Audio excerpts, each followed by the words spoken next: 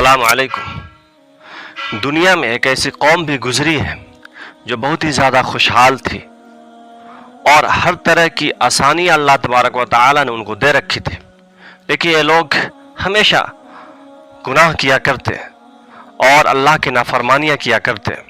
रिवायतों में आता है कि ये कौम 3 बुराइयों में मुब्तला थी। पहली बुराई ये थी कि ये कौम दरख्त की इबादत किया करती थी। दूसरी बुराई ये थी कि ये कौम नाप तोल में कमी किया करती थी। जब लोग इनके पास कोई सामान खरीदने आते तो ये लोग तो उनसे पैसा पूरा लेते, लेकिन सामान कम दिया करते थे। और तीसरी बुराई ये थी कि ये लोग रास्ते पे बैठ जाते, वहाँ से जो भी मुसाफिर गुजरता उनके माल को लूटते थे और उनके साथ गुंडा टैक्स वसूल किया करते थे। ये लोग इस बुराई में बहुत ही ज़्यादा बढ़ गए थे, यहाँ तक कि ये बुराई इनके अंदर इतनी ज़्यादा बढ़ गई थी कि इनको जो दुकानें थी, इन दुकानों पे अपने घर की बहनों को और बेटियों को लाते और दुकानों पे बिठा देते। जो आदमी उनसे कोई सामान लेने आता तो इनके घर की जो बेटियां और बहनें होती थी वो उनसे बात करने लगती, जिसकी वजह से ये लोग उनसे तो पैसा पूरा लेते लेकिन सामान बहुत ही कम दिया करते थे। जब इनका गुनाह बहुत ही ज़्यादा बढ़ गया और ये लोग सरकशी में मुब्तला हो गए तो अल्लाह तबारक व तआला ने उनकी तरफ एक नबी को भेजा जिनका नाम शुआइब था। शुआइब अलैहिस्सलाम को मदियन की तरफ भेजा गया। कुरान करीम में इनको अस्हाब ऐका भी कहा गया है। मुअर्रिखीन ने कहा है कि अस्हाब ऐका और मदियन 2 अलग अलग जगह हैं। ऐका एक दरख्त का नाम है जिसकी इबादत ये लोग किया करते थे, उसकी पूजा करते थे, जिसकी वजह से इनका नाम अस्हाब ऐका रखा गया। और मदियन एक दूसरी जगह का नाम है जहाँ पे हर तरह की आसानियाँ थी और वहाँ की ज़मीन सरसब्ज़ व शदाब थी। कुछ मुअर्रिखीन ने कहा कि ये दोनों एक ही जगह है। अस्हाब मदियन और अस्हाब ऐका दोनों एक ही जगह है। आदम अलैहिस्सलाम की जो तीसरी बीवी थी जिनका नाम कतूरा था, उनसे एक बच्चा पैदा हुआ और उनका नाम मदियन था। मदियन अपने ख़ानदान के साथ अपने भाई इस्माइल अलैहिस्सलाम के पास चले गए और वहीं रहने लगे और उन्हीं के नाम से यह जगह भी मंसूब हो गई और इनको मदियन कहा जाने लगा। तो मदियन और ऐका दोनों एक ही जगह का नाम है। जब शुआइब अलैहिस्सलाम को उस कौम की तरफ भेजा गया तो उन्होंने अपनी कौम को तौहीद की दावत देने लगी और कहने लगे कि सिर्फ एक अल्लाह की इबादत करनी है, एक अल्लाह को मानो, दरख्तों की पूजा करना छोड़ दो और जो तुम नाप तोल में कमी करते हो ये बहुत ही ज़्यादा गलत बात है। हदीस में भी आता है कि हर इंसान के पास 2 हक़ होता है, एक तो अल्लाह का हक़ होता है और एक बंदों का हक़ होता है। अल्लाह का हक़ यह है कि हमें हमेशा नमाज पढ़नी है और अल्लाह ने हमें पैसा दिया तो ज़कात देनी है, रोज़ा रखना है।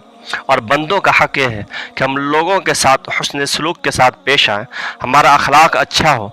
अगर कोई इंसान हमसे कोई चीज़ ख़रीद रहा हो तो हम उसे पूरा दें, हम उसके साथ अच्छे से बात करें, गाली गलौज न करें, हम अपने रिश्तों को ख़त्म न करें, बल्कि जहाँ तक हो सके इंसान को अपना रिश्ता चलाना चाहिए। ये बंदों का हक़ है। ये लोग दोनों हक़ को मार रहे थे, एक तो अल्लाह के साथ शिर्क भी कर रहे थे और दूसरा बंदों के हक़ को भी मार रहे थे कि नाप तोल में कमी करते थे, डंडे भी मारा करते। ये आदत आज भी बहुत सारे लोगों में है। शुआइब अलैहिस्सलाम अपनी कौम को समझाने लगे, उनकी कौम उनकी बात को नहीं मानती और कहने लगे कि तुम तो कमज़ोर आदमी हो, हम तुम्हारी बात क्यों माने। रिवायतों में आता है कि शुआइब अलैहिस्सलाम की बीनाई नहीं थी, वो नाबीना थे। कुछ मुअर्रिखीन ने कहा कि बीनाई बहुत ही ज़्यादा कम थी और बदन के हिसाब से भी बहुत ही ज़्यादा कमज़ोर थे। उनके कौम के जो लोग थे कहने लगे कि अगर तुम इस बात से बाज नहीं आओगे, अगर ये कहना बंद नहीं करोगे तो हम तुम्हें अपनी कौम से निकाल देंगे और अपनी बस्ती से भी निकाल देंगे। लेकिन शुआइब अलैहिस्सलाम अपने काम में लगे रहे, अपनी कौम को नसीहत करते रहे। जब इनको लग गया कि ये कौम मानेगी नहीं, नसीहत को नहीं कबूल करेगी, बल्कि ये मुतकब्बिर हो चुकी है, इनके दिलों पे जंग लग चुका है, तो उन्होंने अल्लाह से कहा कि अल्लाह हक और नाहक के दरमियान फैसला कर दे। एक तरीके से बद्दुआ थी कि जो लोग हक पे थे वो लोग सही रहे और जो लोग नाहक पे हैं उनके ऊपर अजाब आ जाए।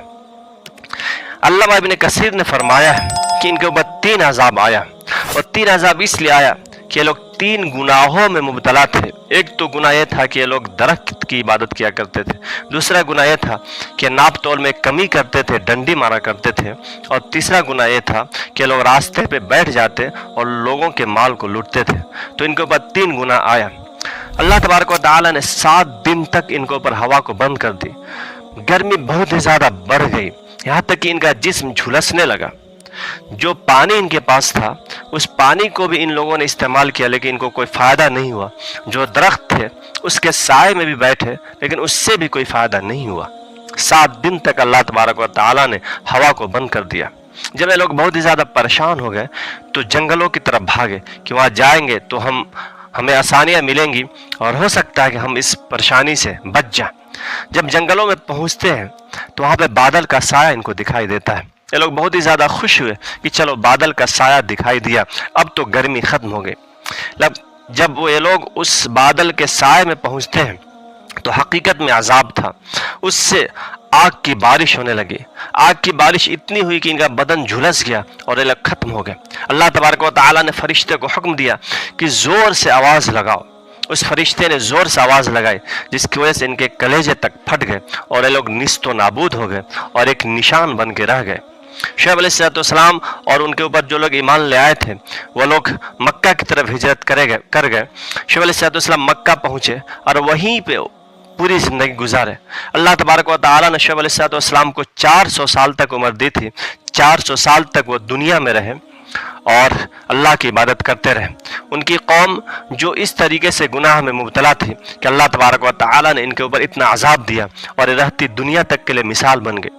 शुएब अलैहिस्सलाम के इस वाक़ये से हमें सबक मिलता है कि हमें अल्लाह के जो हक़ हैं उसको भी नहीं ख़त्म करना चाहिए, बल्कि हमें हमेशा नमाज पढ़नी चाहिए, रोज़ा रखनी चाहिए।